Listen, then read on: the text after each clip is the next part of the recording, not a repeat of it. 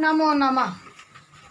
आज हम नक्षत्रों के स्वामी के साथ उनके दशावर्ष के बारे में जानेंगे। नक्षत्रों के स्वामी के साथ दशावर्ष के बारे में जानेंगे।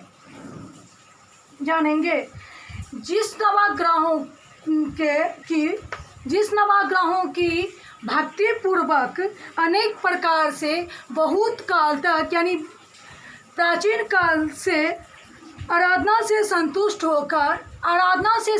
होकर महर्षि प्राशर मुनि ने नवग्रह फलों के ज्ञान को होरा शास्त्र में संग्रहित किया है। क्या संग्रहित किया है?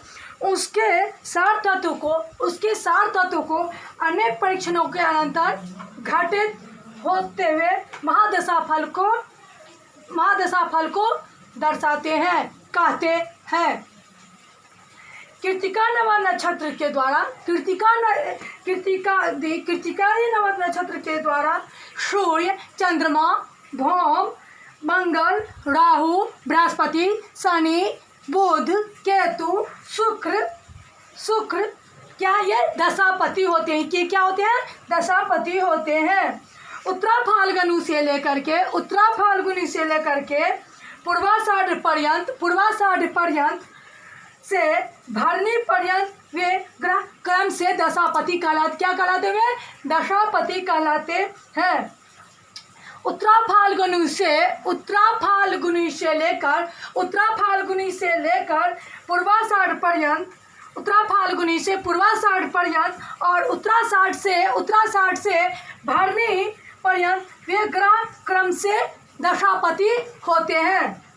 सूर्यादि ग्रहों के 6, 10, 7, 18, 19,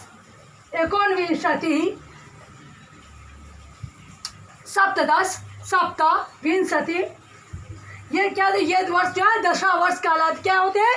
ये दशावर्ष होते हैं। ये जो 3 आवर्ती होते हैं 27 नक्षत्रों में कृत्तिकादि ये जो 27 नक्षत्र है 27 नक्षत्रों में कृत्तिकादि 9 नक्षत्रों की 3 आवृत्ति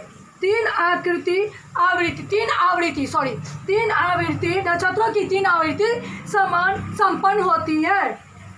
कृत्तिका से प्रारंभ होकर पूर्वा फाल्गुनी तक 9 नक्षत्र द्वितीय आवृत्ति से उत्तर फाल्गुनी से पूर्वाषाढ़ नक्षत्र तृतीय आवृत्ति पूर्वाषाढ़ से लेकर उत्तराखंड से लेकर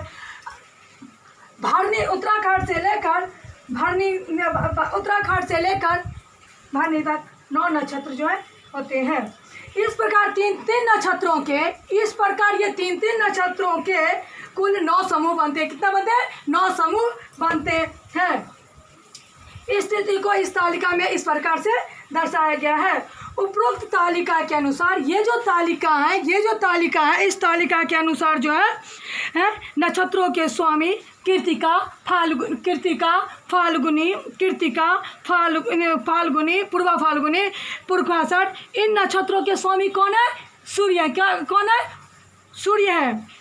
इनका 6 वर्ष उनका दशा फल है। इनका क्या है? 6 वर्ष दशा इनका फल है। सूर्य दशा के 6 वर्ष गत हो जाने पर चंद्रमा की दशा प्राप्त होती है जो 10 वर्ष तक रहेगी। भौम की दशा 7 होती है। भौम की दशा कितनी वर्ष होती है? 7 वर्ष होती है। राहु की दशा 18 वर्ष होती है। बृहस्पति की दशा कितनी होती है? बृहस्पति की दशा 16 वर्ष होती है। शनि की दशा 19 वर्ष होती है। बुध की दशा 17 वर्ष होती है। केतु की जो है 7 वर्ष होती है। शुक्र का 20 वर्ष होता है। ये सभी ग्रहों की दशाएं होती है। क्या होती है? ग्रहों की दशाएं होती हैं। रोहिणी, हस्ता, श्रवण नक्षत्र में यदि जन्म हो तो रोहिणी, हस्ता, श्रवण नक्षत्र में अगर जन्म हो तो प्रथम दशा जो उनके स्वामी चंद्रमा की होगी। प्रथम दशा किसकी होगी? चंद्रमा की होगी। अन्य ग्रहों की दशा अन्य ग्रहों की दशाएं क्रमानुसार होगी। क्या होगी? अन्य जो ग्रह हैं उनकी दशाएं भी क्रमानुसार होंगी। मृगशिरा, चित्रा, धनिष्ठा यदि जन्म होते हो इन नक्षत्रों के स्वामी भौम होगी।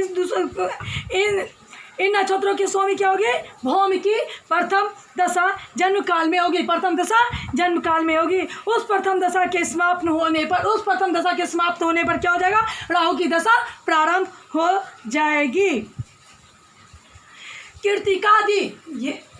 कृत्तिकादि नक्षत्र जो है, कृत्तिकादि नव नक्षत्रों की तीन आवृत्ति करने पर विंशोत्तरी सूर्यादि ग्रहों की दशाएं होती है। विंशोत्तरी सूर्यादि ग्रहों की दशाएं होती है। समस्त विचार हेतु विंशोत्तरी दशा ग्रहण करने का निर्देश पूर्वाचार्यों ने किए हैं। विंशोत्तरी दशा ग्रहण करने का निर्देश किनके अनुसार हुआ है? पूर्वाचार्यों के अनुसार। पूर्व के जो आचार्य हैं उनके द्वारा निर्देश किए गए हैं।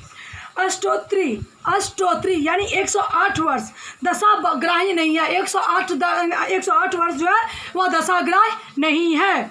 यह अष्टोत्री दशा विंध्य पर्वत के दक्षिण भाग में ग्राह्य होता है। दक्षिण भाग में ग्रहण किया गया है। यह अष्टोत्री दशा जो है विंध्य पर्वत के दक्षिण भाग में है।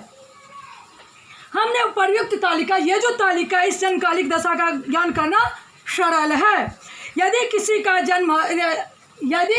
का जन्म नक्षत्र हस्त है तो उस तालिका में हस्त नक्षत्र के सबसे ऊपर के कोष्ठक में नक्षत्रपति क्या है? चंद्रमा है।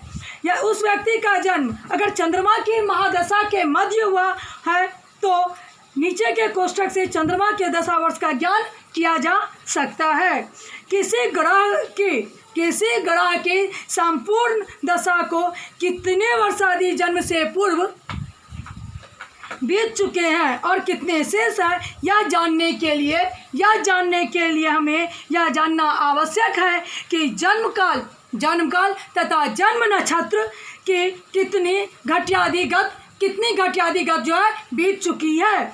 जन्मकाल से पूर्व या जन्म नक्षत्र का जो भाग गत हो चुका है उसे भयात, और जो जन्म नक्षत्र संपूर्ण भोग काल को भाभोग कहते हैं। जन्मार्क्ष